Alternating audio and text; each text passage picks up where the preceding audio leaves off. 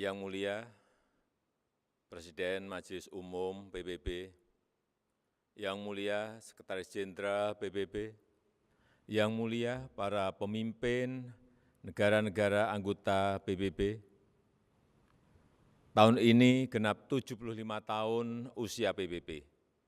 75 tahun yang lalu PBB dibentuk agar perang besar, Perang Dunia Kedua tidak terulang kembali. 75 tahun yang lalu PBB dibentuk agar dunia bisa lebih damai, stabil dan sejahtera. Karena perang tidak akan menguntungkan siapapun. Tidak ada artinya sebuah kemenangan dirayakan di tengah kehancuran. Tidak ada artinya menjadi kekuatan ekonomi terbesar di tengah dunia yang tenggelam. Pimpinan sidang yang terhormat, di usia PBB yang ke-75 ini, kita patut bertanya, apakah dunia yang kita impikan tersebut sudah tercapai? Saya kira jawaban kita sama, belum. Konflik masih terjadi di berbagai belahan dunia. Kemiskinan dan bahkan kelaparan masih terus dirasakan.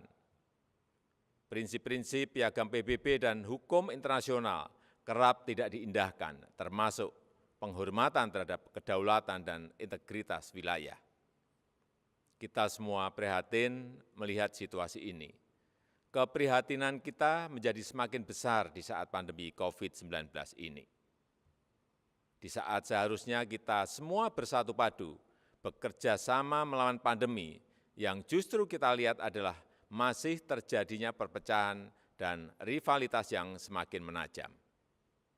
Padahal kita seharusnya bersatu padu, selalu menggunakan pendekatan win-win pada hubungan antar negara yang saling menguntungkan.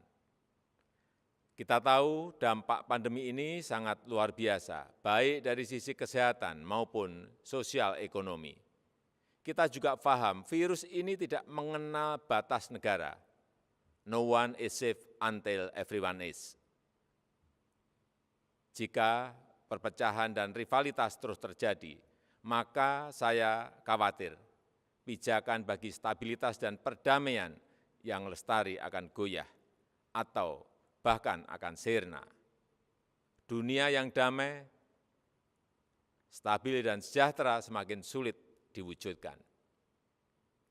Yang Mulia, tahun ini Indonesia juga merayakan kemerdekaan yang ke-75 tahun.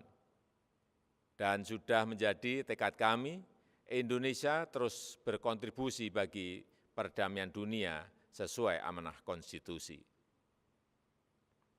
Indonesia akan terus memainkan peran sebagai bridge builder, sebagai bagian dari solusi. Secara konsisten, komitmen ini terus dijalankan Indonesia, termasuk saat Indonesia duduk sebagai anggota Dewan Keamanan PBB. Spirit kerjasama akan selalu dikedepankan Indonesia, spirit yang menguntungkan semua pihak tanpa meninggalkan satu negara pun. No one, no country should be left behind.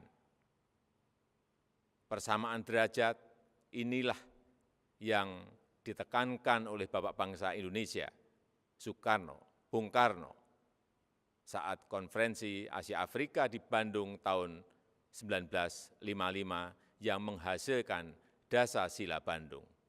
Hingga kini prinsip Dasar-Sila Bandung masih sangat relevan, termasuk penyelesaian perselisihan secara damai, pemajuan kerjasama, dan penghormatan terhadap hukum internasional. Palestina adalah satu-satunya negara yang hadir di konferensi Bandung yang sampai sekarang belum menikmati kemerdekaannya. Indonesia terus konsisten memberikan dukungan bagi Palestina untuk mendapatkan hak-haknya. Di kawasan kami sendiri, bersama negara-negara ASEAN lainnya, Indonesia terus menjaga Asia Tenggara sebagai kawasan yang damai, stabil, dan sejahtera. Pada hari jadinya yang ke-53, 8 Agustus 2020 yang lalu, ASEAN kembali menegaskan komitmennya untuk terus menjaga perdamaian dan stabilitas kawasan. Spirit kerjasama dan perdamaian inilah yang kemudian didorong Indonesia ke kawasan yang lebih luas, kawasan Indo-Pasifik melalui ASEAN Outlook on the Indo-Pacific. Yang mulia, melihat situasi dunia saat ini, izinkan saya menyampaikan beberapa pemikiran. Yang pertama, PBB harus senantiasa berbenah diri, melakukan reformasi, revitalisasi, dan efisiensi. PBB harus dapat membuktikan bahwa multilateralism delivers, termasuk pada saat terjadinya krisis. PBB harus lebih responsif dan efektif dalam menyelesaikan berbagai tantangan global. Dan kita semua memiliki tanggung jawab untuk terus memperkuat PBB, agar PBB tetap relevan dan semakin kontributif sejalan dengan tantangan zaman. PBB bukanlah sekedar sebuah gedung di kota New York, tapi sebuah cita-cita dan komitmen bersama seluruh bangsa untuk mencapai perdamaian dunia dan kesejahteraan bagi generasi penerus. Indonesia memiliki keyakinan yang tidak tergoyahkan terhadap PBB dan multilateralisme. Multilateralisme adalah satu-satunya jalan yang dapat memberikan kesetaraan. Kedua, kolektif global leadership harus diperkuat. Kita paham bahwa dalam hubungan antar negara, dalam hubungan internasional, setiap negara selalu memperjuangkan kepentingan nasionalnya. Namun, jangan lupa, kita semua memiliki tanggung jawab untuk kontribusi menjadi bagian dari solusi bagi perdamaian, stabilitas, dan kesejahteraan dunia. Disinilah dituntut peran PBB untuk memperkokoh kolektif global leadership. Dunia membutuhkan spirit kolaborasi dan kepemimpinan global yang lebih kuat untuk mewujudkan dunia yang lebih baik. Ketiga, kerjasama dalam penanganan COVID-19 harus kita perkuat, baik dari sisi kesehatan maupun dampak sosial ekonominya. Vaksin akan menjadi game changer dalam perang melawan pandemi.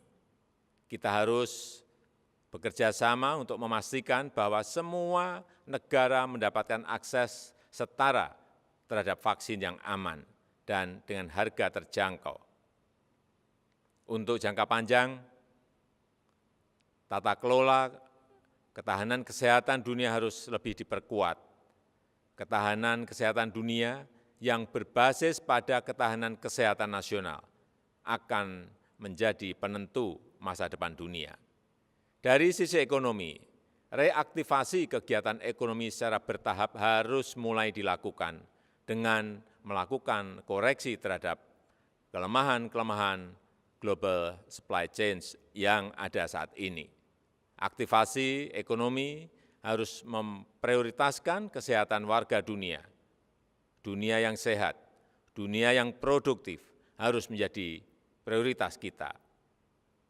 Semua itu dapat tercapai jika semua bekerja sama, dan bekerja sama. Mari kita memperkuat komitmen dan konsisten menjalankan komitmen untuk selalu bekerja sama. Demikian, terima kasih.